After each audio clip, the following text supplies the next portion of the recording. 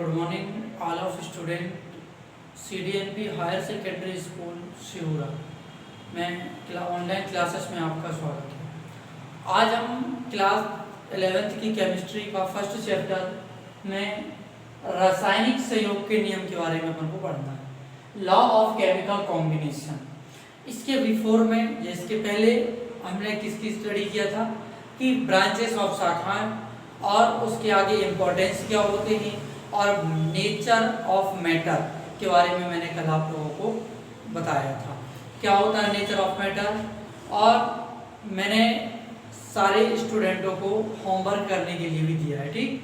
तो जो मैं यहाँ पर पढ़ाता हूँ वो बुक बाकायदा सामने रखिएगा और जो बुक में दिया है उसकी हेडिंग डाल के बाकायदा उसकी डेफिनेशन लिख करके नोट्स बनाना है, ठीक। तो आज आइए हम सबसे पहले बात करते हैं रासायनिक संयोग के नियम, लॉ ऑफ केमिकल कॉम्बिनेशन, द्रव्य के संरक्षण का नियम, law of conservation of mass. क्या होता है? Law of conservation of mass. Second होता है हमारा स्थिर अनुपात का नियम, लॉ ऑफ कांस्टेंट प्रोपोर्शन, ठीक, जिसको बोलते हैं अनुपात। ये क्या हो जाएगा? स्थिर अनुपात। गुणित अनुपात का नियम, लॉ ऑफ मल्टीपल प्रोपोर्शन, ठीक। गैर-लूसियस का नियम, गैर-लूसियस का नियम, एवोगाड्रो का नियम और एवोगाड्रो लॉ, ठीक। अब इसको हम क्या करते हैं, सबसे पहले एक एक करके इनको हम डिफाइन करते हैं, एक एक करके पूरा इनका डिटेल में पढ़ते हैं, इसको रफ कर देते हैं। आप लोग पहले सबसे पहले क्या करोगे, इसी टाइप से हेडिंग डालोगे, फिर इसके बाद फिर फर्स्ट पॉइंट डालोगे, उसकी डेफिनेशन लिखोगे, जो एग्जांपल होगा उसको फिर एग्जांपल लिखना है। आइए अब बात करते हैं सबसे पहले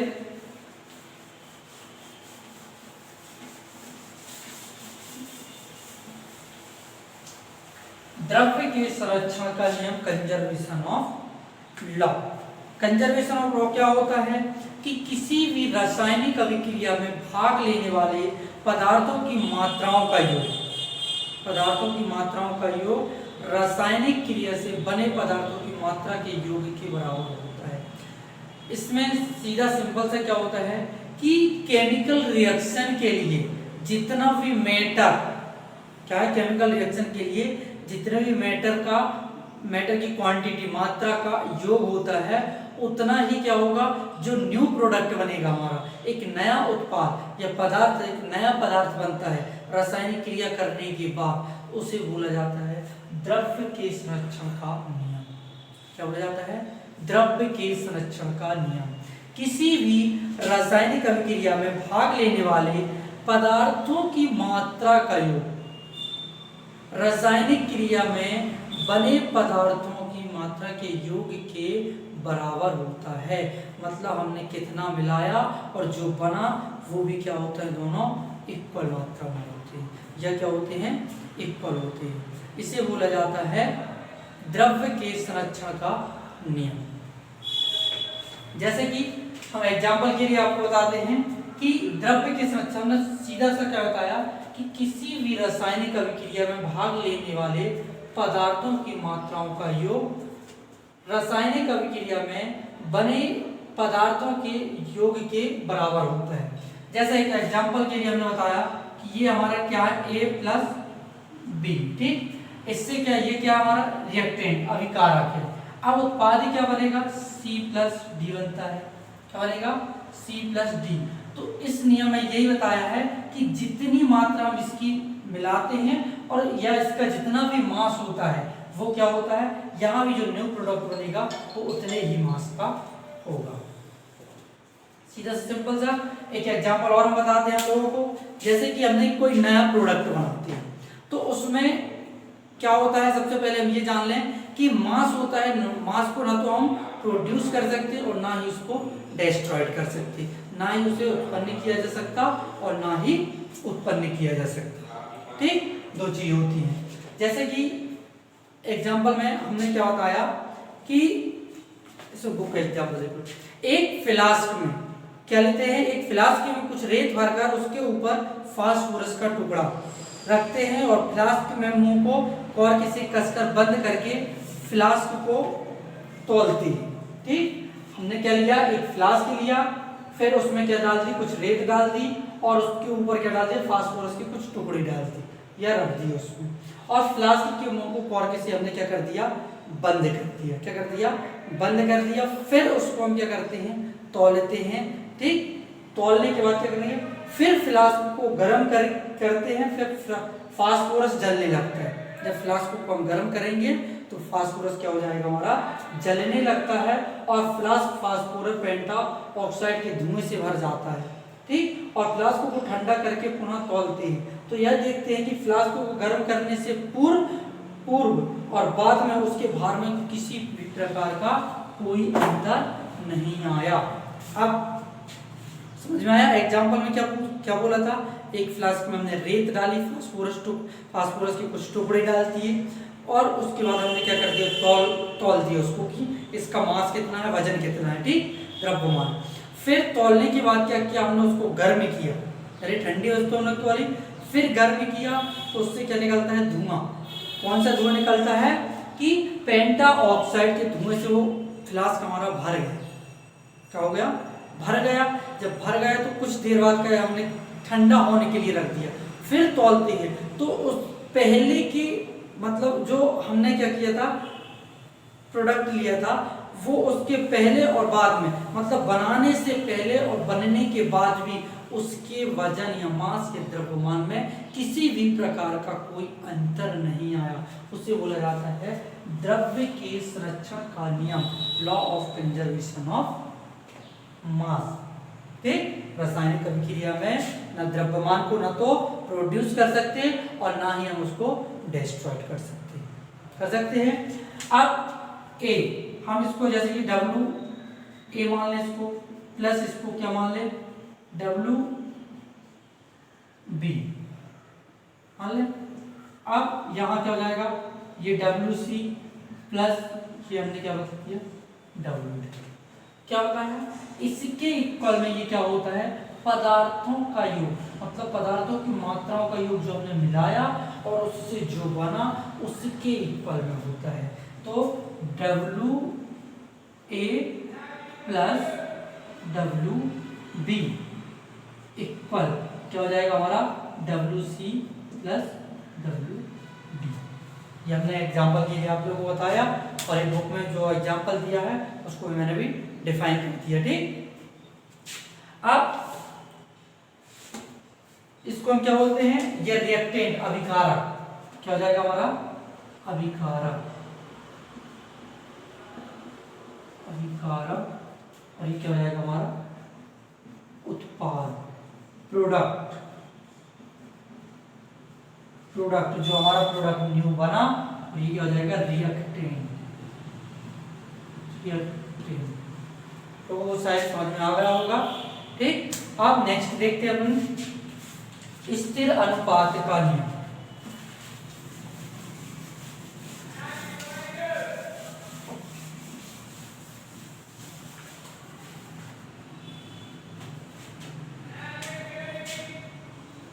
सेकेंड क्या है, स्थिर अनुपात का नियम। ठीक, स्थिर अनुपात का law of constant proportion, law of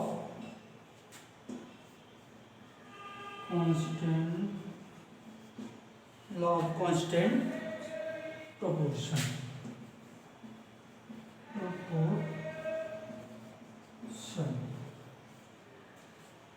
अब स्थिर अनुपात से हमको क्या पता चलता है कि कोई सी भी चीज क्या एक फिक्स रेशियो में या प्रोपोर्शन अनुपात में फिक्स है। ठीक, स्थिर अनुपात।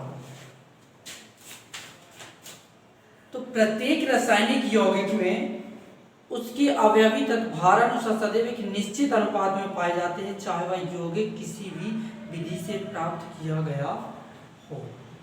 क्या पूछा है कि प्रत्येक रासायनिक यौगिक में उसके अवयवी तत्व भारानुसार क्या हो जाते हैं, सदैव एक निश्चित अनुपात में पाए जाते हैं, चाहे वह कोई भी या किसी भी विधि से प्राप्त किया गया हो।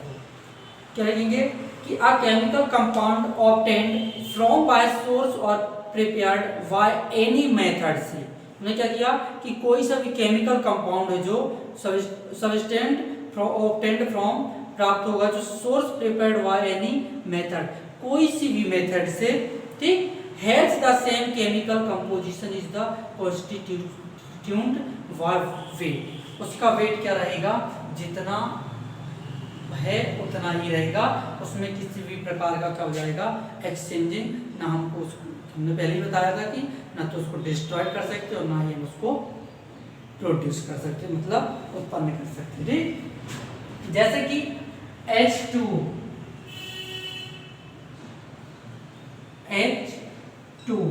ये क्या है हमारा, जल, वाटर, ठीक। अब वाटर में हाइड्रोजन का एटॉमिक नंबर कितना होता है, 1 होता है, और इसका मास भी क्या होगा, 1 होगा। ऑक्सीजन का एटॉमिक नंबर क्या होगा, 8 होगा, और क्या हो जाएगा, 8 होगा, और मास क्या हो जाएगा इसका, 16 हो जाएगा।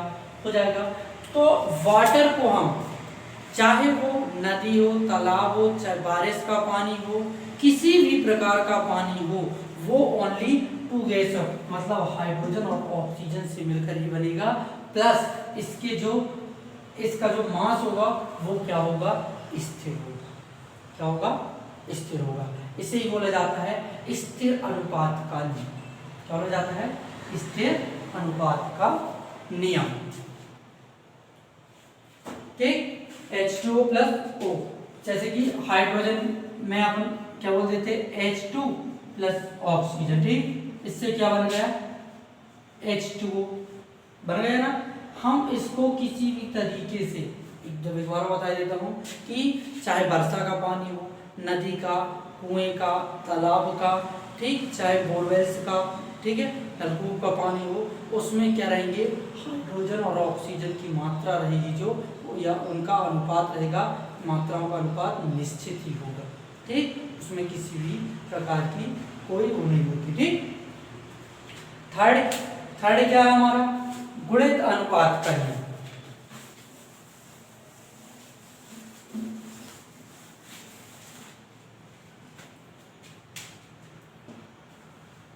थर्ड क्या है, गुणित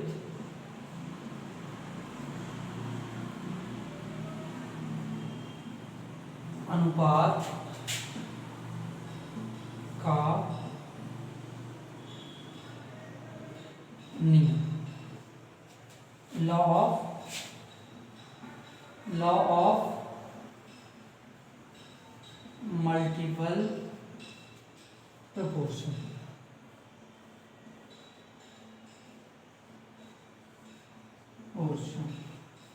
लॉ ऑफ मल्टीपल प्रोपोर्शन। अब थर्ड देखते हैं,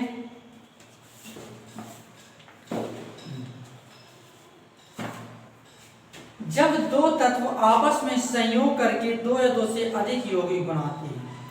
हमारे पास 2 एलिमेंट्स हैं, जैसे कि H प्लस H मान लें, ठीक है, दोनों एलिमेंट्स से, तो क्या बन जाएगा, हाइड्रोजन, या H plus oxygen, H plus O, hydrogen और ऑक्सीजन, ये क्या हमारे पास 2 एलिमेंट्स है, ठीक। एक नया क्या बनाते हैं कि 2 या 2 से अधिक यौगिक बनाते हैं। क्या बनाते हैं, 2 या 2 से अधिक यौगिक बनाते हैं, तब एक तत्व की भिन्न मात्रा जो दूसरे तत्व के निश्चित द्रव्यमान से संयोग करता है और परस्पर एक सरल अर्थात पूर्णांक अनुपात रखता है, जिसे बोला जाता है गुणित अनुपात का नियम। क्या बोला जाता है, गुणित अनुपात का नियम।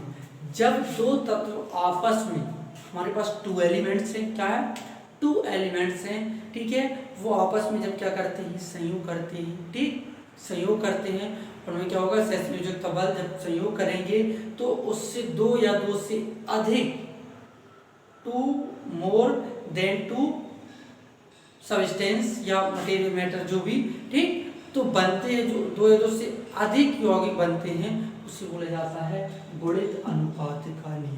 क्या बोला जाता है, गुणित अनुपात का नियम।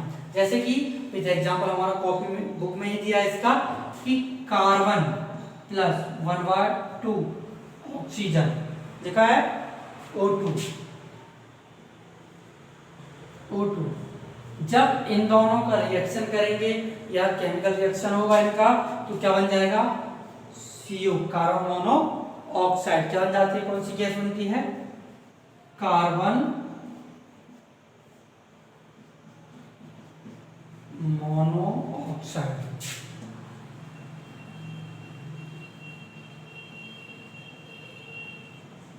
ये कार्बन मोनोऑक्साइड। ठीक, इसी प्रकार हम क्या करेंगे, कार्बन प्लस ऑक्सीजन तो क्या बन जाता है, कार्बन डाइऑक्साइड बन जाएगा। Carbon dioxide, carbon dioxide, carbon dioxide. मैंने बताया ना कि जब दो या दो से अधिक तत्व, जब दो तत्व कार्बन और ऑक्सीजन मिलकर के ये संयोग करके क्या बनाते हैं, दो या दो से अधिक यौगिक बनते हैं। हमारा एक यौगिक ये बन गया कार्बन और ऑक्सीजन से, एक यौगिक ये और एक यौगिक हमारा कार्बन डाइऑक्साइड बन गया। ठीक है, अधिक यौगिक बनाते हैं, उसे बोला जाता है गुणित अनुपात का नियम। क्या बोला जाता है, गुणित अनुपात का नियम। अब नेक्स्ट इसके आगे थोड़ा सा देखते हैं हम।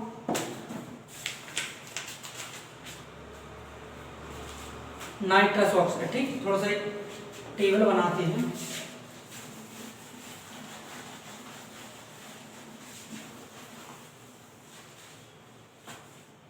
ऑक्साइड, हाँ, इसका जो एग्जाम्पल हमने बताया था कार्बन प्लस 1/2 ऑक्सीजन और कार्बन मोनोऑक्साइड और कार्बन प्लस ऑक्सीजन तो कार्बन डाइऑक्साइड। ठीक, इससे थोड़ा सा और देख लो कि कार्बन, ये दो तत्वों से तो एक यौगिक, दो या दो से अधिक यौगिक बन गए। कार्बन प्लस ऑक्सीजन से कार्बन मोनोऑक्साइड बन गया और कार्बन प्लस ऑक्सीजन से हमारा कार्बन डाइऑक्साइड बन गया। लेकिन थोड़ा सा आगे पढ़ेंगे, उसके क्या लिखा है कि तब एक तत्व की भिन्न भिन्न मात्रा जो दूसरे तत्व के निश्चित द्रव्यमान से संयोग करती है। क्या करती हैं, एक तत्व की भिन्न भिन्न मात्रा दूसरे तत्व के निश्चित द्रव्यमान से संयोग करती है। जैसे कि यहाँ भी कार्बन कितना है 1, यहाँ भी कार्बन कितना है 1 और यहाँ ऑक्सीजन क्या है 1, यहाँ क्या है 2। मतलब एक क्या होता है, एक एलिमेंट्स क्या होगा, सेम होगा, उनकी मात्राएं क्या होगी, निश्चित होंगी, लेकिन एक क्या होंगी, भिन्न भिन्न होती है, मतलब डिफरेंट बोलते हैं। ठीक, ये ऑक्सीजन यहाँ पास 1 था, यहाँ पास 2, यहाँ कार्बन क्या था, क्या होता है कि एक तत्व की या 1 एलिमेंट्स होगा जो क्या होगा हमारा एक फिक्स्ड में होगा, फिक्स्ड संगठन में होगा उसका। ठीक है, मतलब एक निश्चित मास होगा उसका, लेकिन एक का क्या हो जाता है, एक भिन्न भिन्न होता है, अलग अलग। ठीक, ये होता है। अब इसके आगे ऑक्साइड,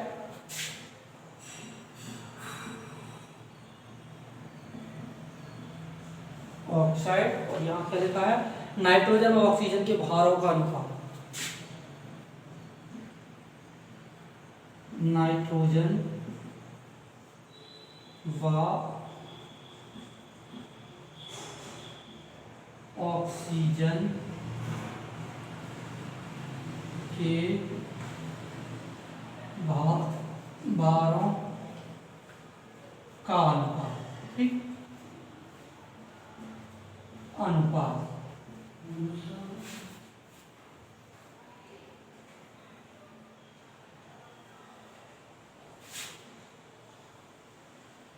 चलिए यहां देखते हैं सबसे पहले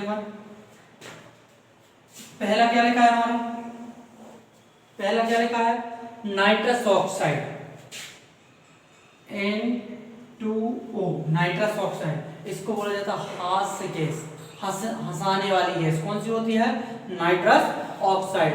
फिर सेकेंड क्या है, NO, क्या लिखा हमारा NO, नाइट्रिक ऑक्साइड। क्या लिखा है, नाइट्रस ऑक्साइड,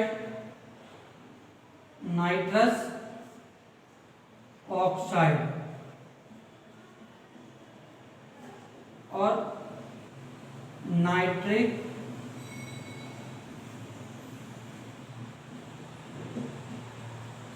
ऑक्साइड। ठीक, थर्ड क्या लिखा हमारा कि dinitrogen trioxide, di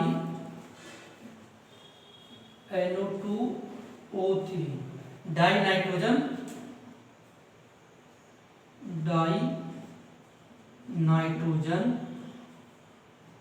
tri oxide. ठीक, पढ़ा देना थोड़ा सा। ठीक, फोर्थ क्या लिखा हमारा डाई नाइट्रोजन टेट्रा ऑक्साइड, इसी के जैसे डाई नाइट्रोजन टेट्रा ऑक्साइड। ठीक है, डाई नाइट्रोजन टेट्रा ऑक्साइड। ठीक, फोर्थ फिफ्थ क्या लिखा हमारा डाई नाइट्रोजन पेंटा ऑक्साइड, NO2 और यहाँ पास क्या हो जाएगा 5, तो डाई नाइट्रोजन पेंटा ऑक्साइड। अब इनमें हम देखते हैं कि नाइट्रोजन का एटॉमिक नंबर कितना होता है, कितना होता है, कितना होगा 714, कितना होता है 40। तो यहाँ पास क्या है हमारा 2, तो इसका मास कितना हो जाएगा 28। ऑक्सीजन हमारा यहाँ पास कितना है 1। ठीक, तो ऑक्सीजन का एटॉमिक नंबर क्या हो जाएगा इसका 8। ठीक, यहाँ पास नाइट्रस ऑक्साइड की बात हो रही, तो क्या हो जाएगा 8। ठीक, तो अभी यहाँ पास क्या होगा इसका क्या हो जाएगा 8 एटॉमिक नंबर है, तो इसका मास क्या हो जाएगा हमारा 60। NO इसका एटॉमिक नंबर 14 हो जाएगा। ठीक, लेकिन यहाँ पास क्या मानते हैं हम, यहाँ पास 2 है, नाइट्रस ऑक्साइड NO2। ठीक, नाइट्रस ऑक्साइड पढ़ सकते इसको। तो इसका कितना हो जाएगा यहाँ पास 14 रेशो कितना होगा 16। ठीक, 14 रेशो 16।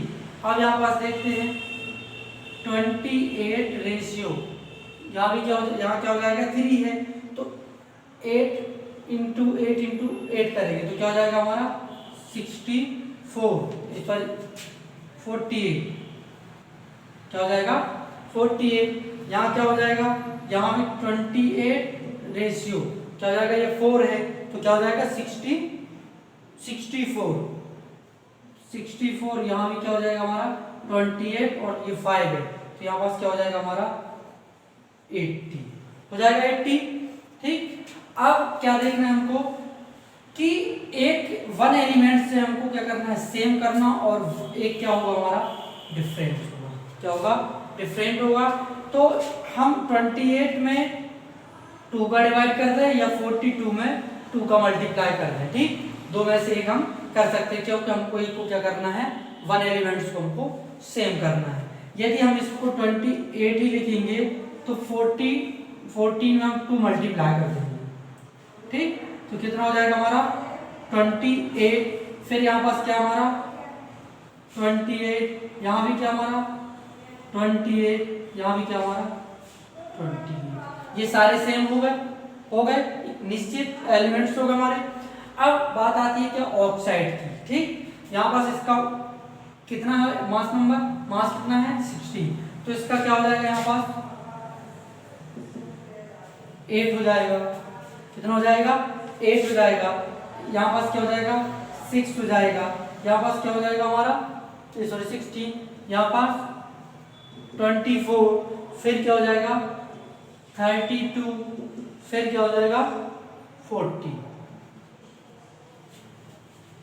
आया समझ में कैसे हमको एक नंबर सेम, एक वन एलिमेंट से जो सेम करना है ये सेम रहते हैं, और ये वाली क्या हो जाती है हमारी डिफरेंट, मतलब यहाँ पास 1 2 3 4 5 है। इसी प्रकार ये बढ़ते गए हमारे, बढ़ते गए। ठीक, आया समझ में। ठीक, नेक्स्ट देखते हैं।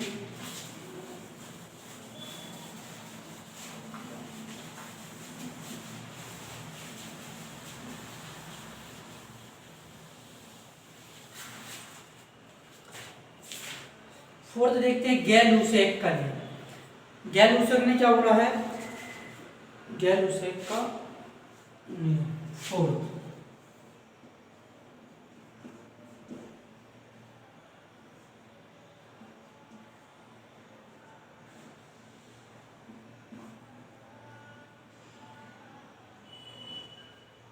नियम,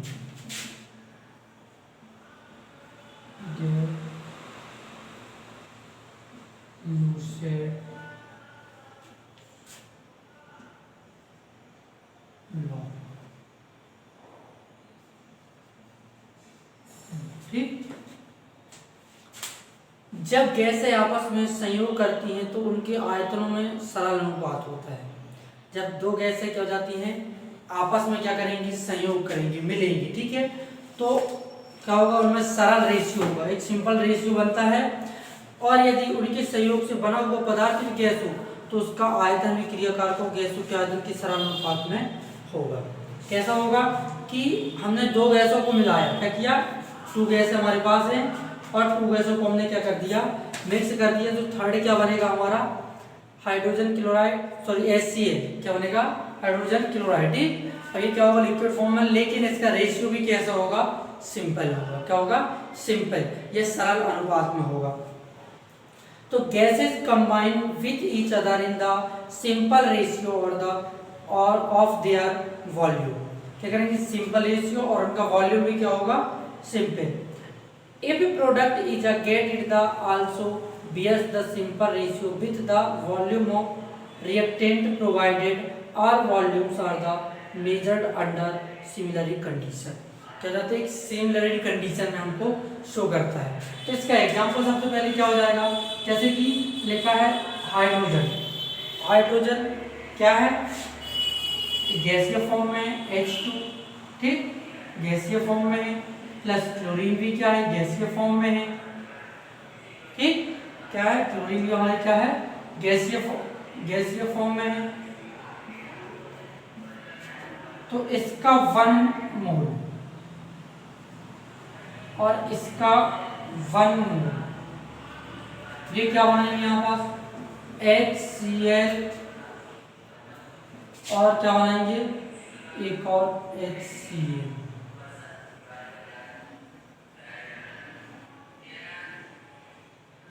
HCl।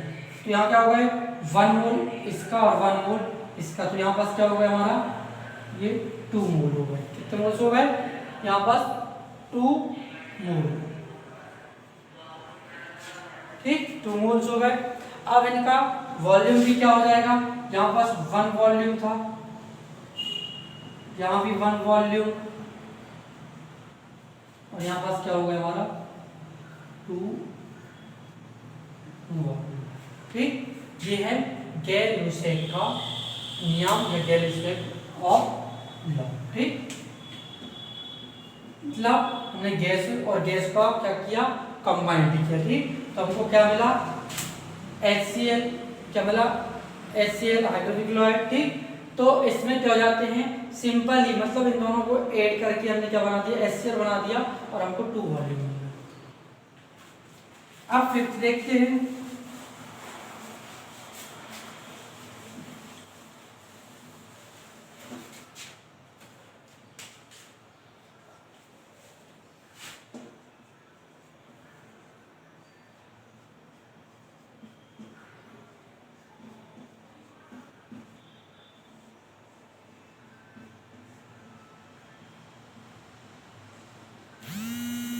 अवोगाद्रो का